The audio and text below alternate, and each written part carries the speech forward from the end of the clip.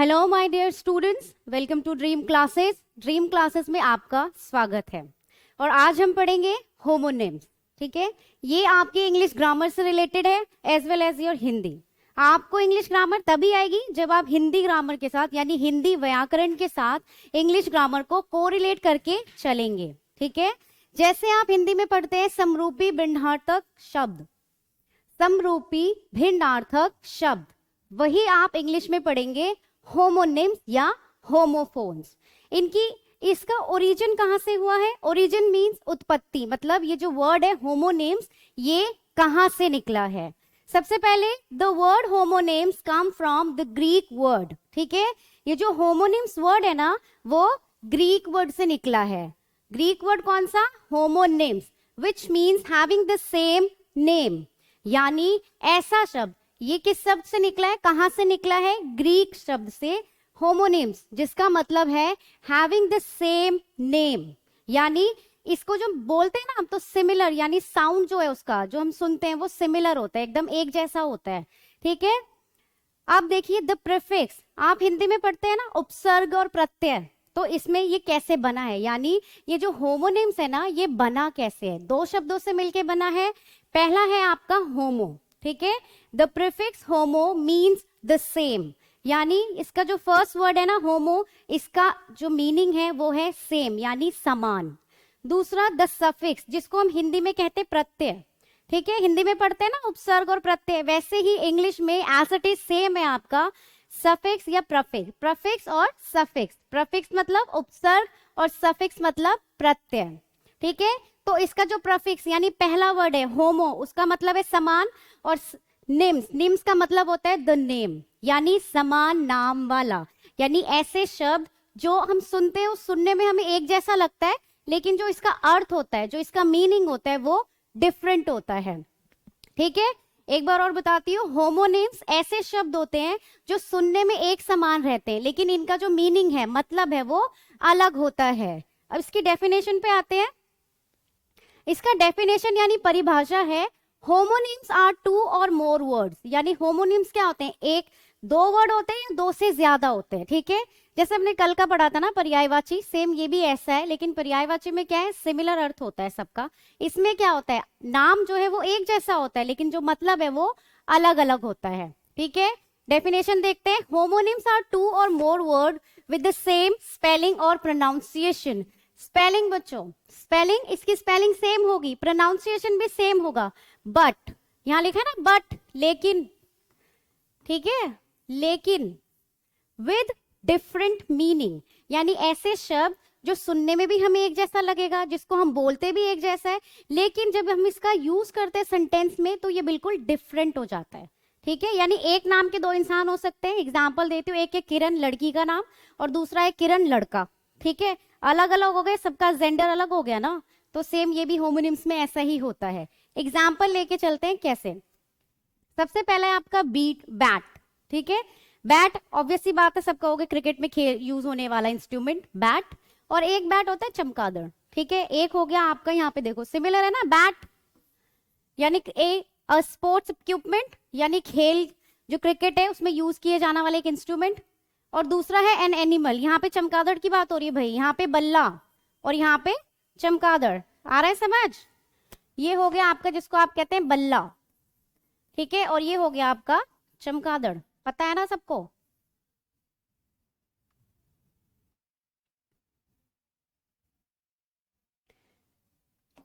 ठीक है, ये हो गया आपका चमगादड़।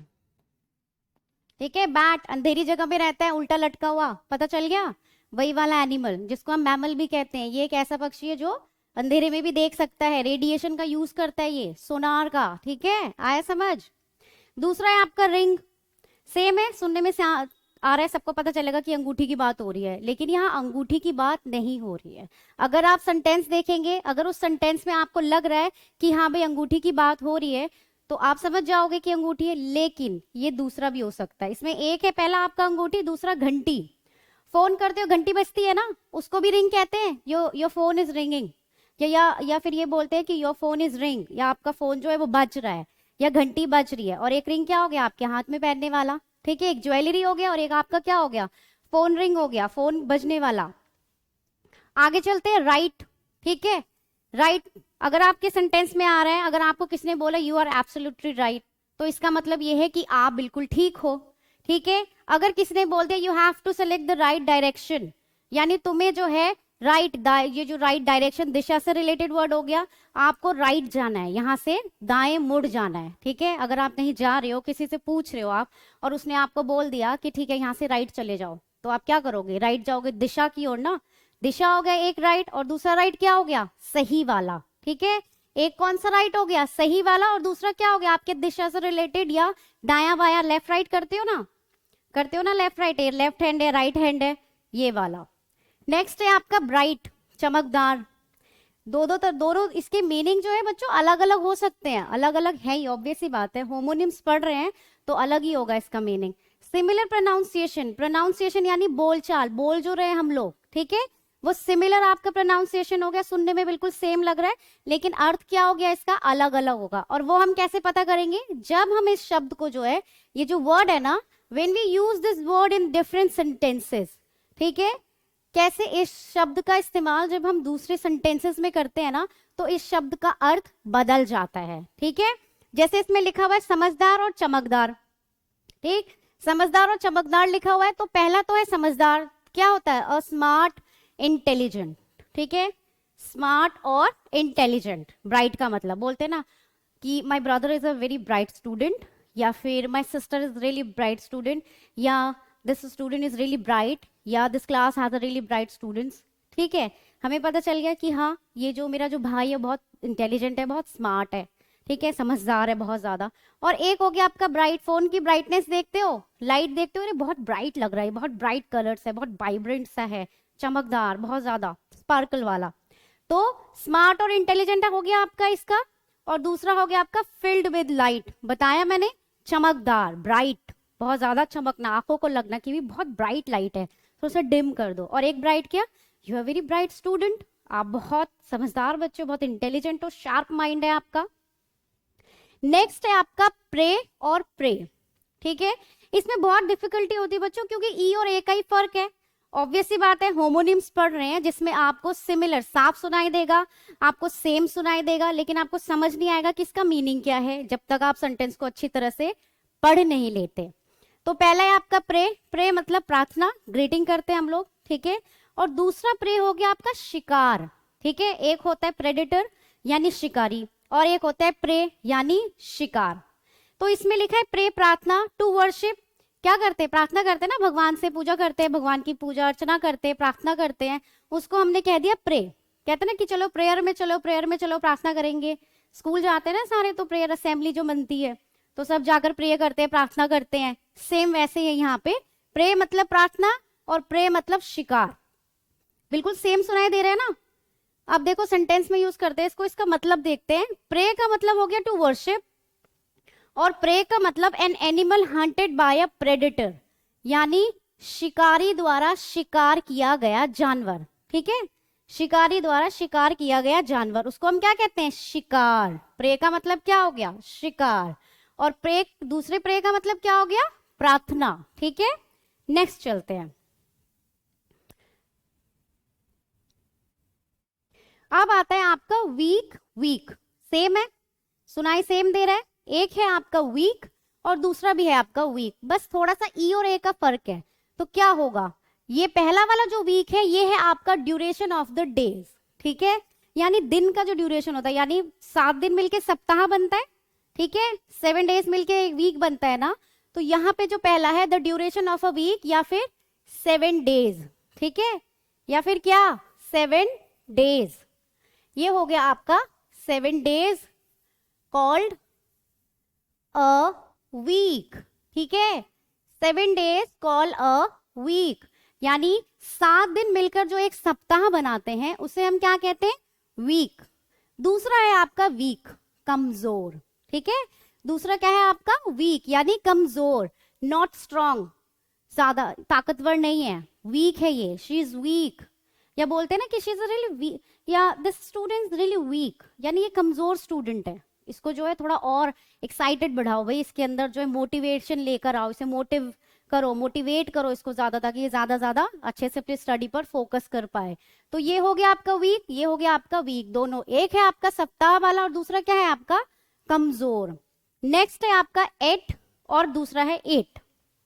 ऑब्वियस सी बात है, देखो ये जो 8 है ना बच्चों, ये EAT का वर्ब है, ये पास्ट टेंस, खाया। ठीक है, इसको हम क्या कहते हैं, इसको हम खाया भी कहते हैं। क्या कहते हैं, खाया। 8 यानी EAT, ईट, ईट हो गया आपका। तो ईट में क्या होता है, ये जो ईट आपने खाया है ना, ये इसका पास्ट टेंस है। ठीक है, खा चुके हैं, खा गया, आ रहा है समझ, वर्ब बन गया ये। EAT ईट, खाना, और ATE का मतलब खा चुके। ठीक है, पास्ट टेंस ऑफ ईट यानी जो हिंदी में क्या, पास्ट टेंस ऑफ ईट मतलब, पास्ट टेंस भूतकाल ना, हाँ भूतकाल, पास्ट टेंस मतलब भूतकाल, किसका, ईट का भूतकाल, जो बीत चुका है आपका। ठीक है, खा गया, वो खत्म हो गया। उसके बाद है आपका 8, 8 मतलब 8, 1 2 3 4 5 6 7 8, आफ्टर द 7 और बिफोर 9। ठीक है, ये क्या है, 8 मतलब 8, ये आपका नंबर हो गया, डिजिट में आ गया आपका। इसमें लिखा है अ नंबर ऑफ, सिंपल है, अ नंबर ऑफ या अ नंबर बिफोर 9 और आफ्टर 7। ठीक है, एक ऐसा नंबर जो 9 के पहले आता है और 7 के बाद आता है। ठीक है, क्या, 8 नंबर। नेक्स्ट चलते हैं नो, नो। ठीक है, आई डोंट नो, मुझे नहीं पता। ठीक है, no, I don't need it. एक हो गया आई डोंट नो, मुझे नहीं पता, आई डोंट नो, नो मतलब जानना, पता होना, मुझे नहीं पता। और दूसरा है आई डोंट नीड इट। ठीक है, no I don't need it, नहीं, मुझे इसकी जरूरत नहीं है। ठीक है, तो ये हो गया, एक हो गया आपका नो, टू हैव नॉलेज यानी किसी चीज की जानकारी होना, किसी चीज की जानकारी होना, नॉलेज होना। अगर आपसे किसी ने पूछा कि बेटा मुझे कैमरे के बारे में बताओ या मुझे माइक के बारे में बताओ, तो अगर आपको पता होगा तो आप बोल दोगे okay I will explain it. ठीक है, मैं आपको बताता हूँ। अगर आपको नहीं पता होगा तो आप क्या कहोगे, आई डोंट नो, मुझे नहीं पता, या I don't know about it, मुझे इसके बारे में नहीं पता। ठीक है, KNOW नो, जिसमें के आपका साइलेंट है। ठीक है, दूसरा नो NO नो वाला, नहीं, नहीं पता। तो किसी ने अगर आपको पूछा कि बेटा आपको, मुझे यहाँ मंदिर जाना है तो मुझे बता दो रास्ता, तो आप कहोगे नो आई डोंट नो, यानी नहीं, मुझे नहीं पता। ठीक है, नेक्स्ट चलते हैं। अब क्या करेंगे, जो हमने जितना भी किया है ना उसको हम क्या करेंगे, सेंटेंस में यूज करेंगे, और आपको बताना है, यानी आपको पता चल जाएगा कि सेंटेंस में जो हमने वर्ड यूज किया है, जो हमने होमोनिम्स यूज किया है, वो हम जब पढ़ रहे हैं तो लग तो बिल्कुल ठीक रहा है, लेकिन उसका मीनिंग जो है वो गलत है। तो पहला आपका सेंटेंस है, we created a route and set off tomorrow. ठीक है, we created a route and set off tomorrow, यानी हमने जो है अपना रास्ता तय कर लिया है कल के लिए, यानी कल कहीं जाना है हमें घूमने के लिए, तो हमने जो अपना रास्ता तय कर लिया, हमें इस रूट से इस जगह पे पहुंचना है। तो यहाँ पे क्या दिया हुआ है बच्चों, रूट, ROOT रूट। तो इस रूट का मतलब क्या होता है, जड़। आ रहा है समझ।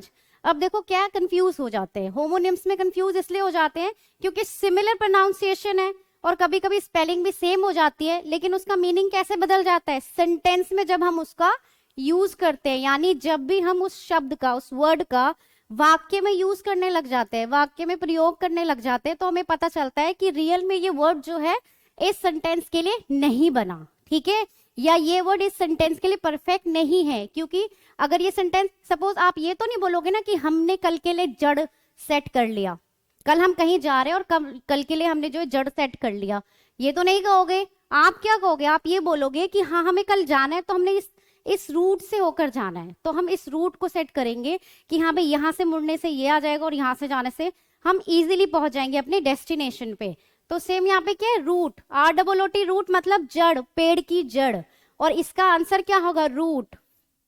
ठीक है, ROUTE रूट यानी रास्ता, दिशा।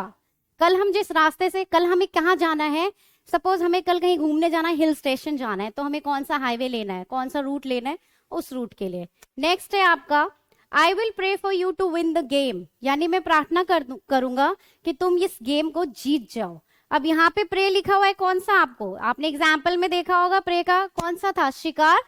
तो ये शिकार के लिए तो नहीं जाओगे, आप ये प्रार्थना करोगे कि वो शिकार जो है गेम जीत जाए? नहीं, प्रार्थना करोगे ना, शिकार तो नहीं करोगे। तो इसलिए यहाँ पे यूज करेंगे प्रे, PRAY वाला, ठीक है। प्रे मतलब प्रार्थना, मैं प्रार्थना करूंगा कि तुम जो हो गेम जीत जाओ, ठीक है, शिकार नहीं, प्रार्थना। नेक्स्ट है आपका I ate। एग्जाम्पल में पढ़ा था ना 8 और 8 वाला, same similar pronunciation but different meaning. तो इसमें भी यही है, I ate the pasta you made for me, यानी जो पास्ता तुमने मेरे लिए बनाया था वो मैं खा चुका। मैंने बताया था ना पास्ट टेंस, भूतकाल। तो इसमें लिखा हुआ है 8, ये 8 तो नंबर वाला है, ठीक है। अब ये तो नहीं बोलोगे ना कि मैंने 8 पास्ता खाया, मतलब खाया तो होगा ही नहीं, 8 pasta you made for me, नहीं होगा। यानी मैंने पास्ता खाया जो तुमने मेरे लिए बनाया था, ठीक है। लिखा है ना मेड, ये आपका पास्ट टेंस हो गया, ठीक है। I ate, ये भी आपका पास्ट टेंस हो गया। I ate the pasta you made for me, यानी मैं वो पास्ता खा चुका जो तुमने मेरे लिए बनाया था। नेक्स्ट है आपका I will meet you after the meeting। देखो यहाँ पे क्या लिखा है, मीट। कौन सा वाला मीट है ये? मांस वाला मीट, ठीक है। क्या होता है? मांस, जिसको हम इंग्लिश में क्या कहते हैं? फ्लैश ऑफ एन एनिमल, यानी किसी जानवर का फ्लैश, मांस। I will meet you after the meeting, यानी मैं आपसे जो है मीटिंग के बाद मिलूंगा, ठीक है, आपसे मीटिंग के बाद मिलूंगा। पर यहाँ पे क्या है, ये तो मास हो गया, तो सेंटेंस का बिल्कुल बदल दिया ना, बिल्कुल एकदम पूरा इसका जो सेंटेंस है इसका पूरा मीनिंग बदल दिया। सुनने में तो हमें बिल्कुल ठीक लग रहा है कि I will meet you after meeting, मैं तुमसे मीटिंग के बाद मिलूंगा। लेकिन यहाँ पे जो मेन कैरेक्टर है ना ये मीट, ये गलत है। इसकी जगह क्या आएगा? MEET, meet. क्या आएगा इसकी जगह? MEET, मीट, ठीक है। जिसका हिंदी में क्या होता है? मिलना या मिलूंगा, ठीक है, मिलना या मिलूंगा। नेक्स्ट है आपका आई फील वेरी वीक टुडे। देखो दिख रहा है यहाँ पे वीक, बताया था मैंने आपको एग्जाम्पल में, weak. I feel very weak today, आज जो मैं बहुत कमजोर सा महसूस कर रहा हूँ, आज मैं बहुत कमजोर सा महसूस कर रहा हूँ। क्यों? अब देखो यहाँ पे लिखा हुआ है weak, I feel very weak today. आप ये बोलोगे क्या? आज मैं सप्ताह कर रहा हूँ, नहीं ना, नहीं बोलोगे ना। तो इसकी जगह आप क्या आएगा? वीक, WEAK वाला, वीक, जिसका क्या मतलब होता है? कमजोर, ठीक है। आज मैं थोड़ा कमजोर महसूस कर रहा हूँ, ठीक। लास्ट है आपका I know you very well, मैं आपको अच्छी तरह से जानता हूं, ठीक है। अब आप खुद देखो, ये आई तो आंख वाला है, इससे तो सेंटेंस बन नहीं रहा बिल्कुल भी। जब आप लिखने पे आओगे तो गलत है, बोलने से तो बिल्कुल सामने वाले को यही लगेगा कि ये तो बिल्कुल ठीक बोल रहा है। I know you very well, मैं आपको अच्छे से जानता हूँ। लेकिन जब हम लिखते हैं और आई की जगह हमने ये EYE लिखा हुआ है, तो फिर यहाँ पे क्या होता है? यहाँ पे हमारा केस जो है वो खराब हो जाता है। इसके लिए हम क्या यूज करेंगे? आई क्या है? एक तरह से वर्ब है आपका, सब्जेक्ट भी कह सकते हैं, नाउन, ठीक है। क्या होता है नाउन? संज्ञा, ठीक है। ये जो है ना ये आपका नाउन है, ठीक है। सब्जेक्ट भी कह सकते हो आपको कि जिसके बारे में बात हो रही है, ठीक है। I know you very well. तो आज जो है बच्चों हमने होमोनिम्स पढ़ लिया और मुझे आशा है कि आप लोगों को अच्छा लगा होगा। तो फिलहाल के लिए चैनल को शेयर करिए, सब्सक्राइब करिए, बहुत पढ़िए। Good luck.